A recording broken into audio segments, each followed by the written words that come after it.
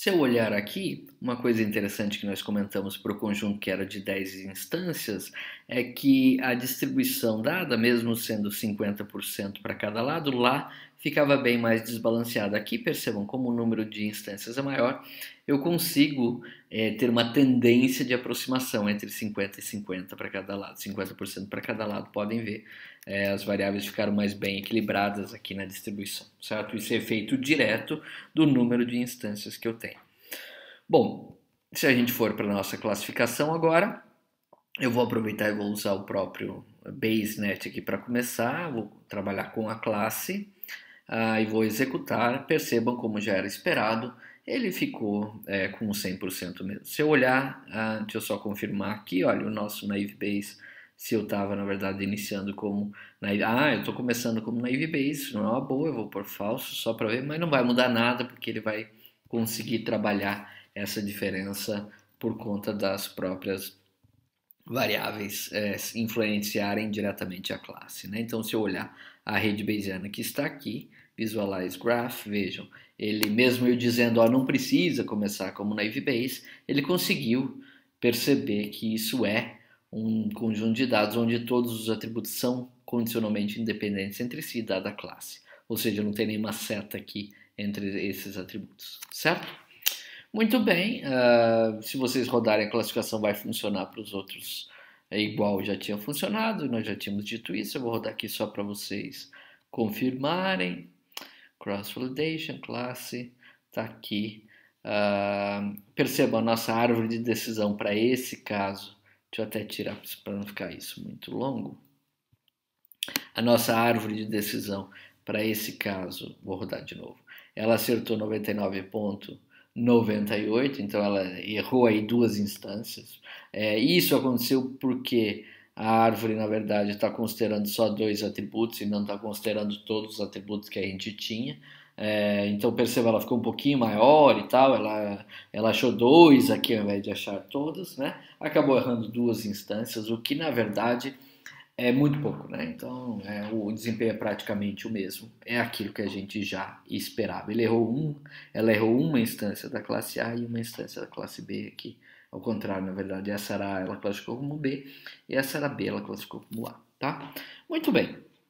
Então, na verdade, na prática, isso continua bem parecido, e porque o conjunto de dados era muito simples. Vocês já perceberam, então, qual é a ideia do uso do Gini? É você poder demonstrar ou estudar, investigar com um pouco mais de cuidado, na prática, o que é que acontece com os algoritmos que a gente já viu na parte teórica, como eles deveriam funcionar.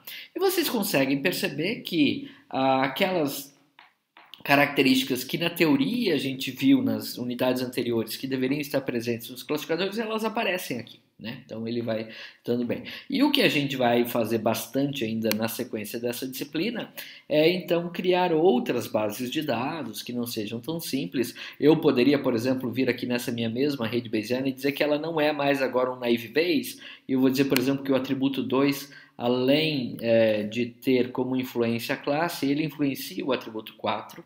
Então, meu atributo 4, ao invés de ter só a classe como pai, imagine, ele pode, por exemplo, ter a classe como pai e também o outro atributo 2. E aí a influência aqui pode ser, por exemplo, diferente dependendo do atributo que a gente tem. Então, eu posso mudar aqui e dizer, olha,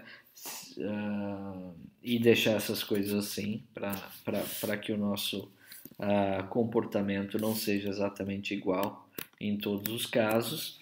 E aí percebam que eu começo a mudar e eu começo a ter uma rede que não é mais um naive Bayes. Eu começo a ter também variáveis que tem mais de um pai na rede, então na hora de aprender isso vai acontecer. Eu poderia também vir aqui e criar a minha variável classe como não sendo tão equilibrada assim. Eu poderia ter uma variável classe que mostre ou gere um banco de dados, uma base de dados desbalanceada, por exemplo, só 2% dos casos sendo da classe 0 e tendo aqui 98% dos casos sendo da classe 1, por exemplo. E eu poderia ir gerando tudo isso aqui, certo? E fazendo tudo isso, vocês vão ver que vai começar a acontecer diferença nos resultados dos classificadores que a gente vai fazer, certo? E o que eu vou pedir para vocês de tarefa na nossa atividade que vocês vão fazer é exatamente entender esse processo que eu fiz aqui com vocês e agora construir uma rede Bayesiana dessas que tenham algumas características um pouquinho diferentes e que sejam iguais a essa que eu estou montando aqui. Então eu vou dizer que o atributo 4 também é influenciado pelo atributo 5, tá? Vou querer que vocês descrevam as características dessa rede Bayesiana, aliás, desse conjunto de dados, e digam o que eles têm e etc, certo? O atributo 5 é que entrou nessa história aqui, então eu tenho que mudar isso para não deixar todo mundo igual. Vou criar, por exemplo, aqui uma cópia desse, e aqui eu ponho a cópia daquele, e aqui eu copio esse, e aqui ponho a cópia dele, e aí então começa a coisa a ficar um pouco diferente, para não ficar todo mundo igual, certo?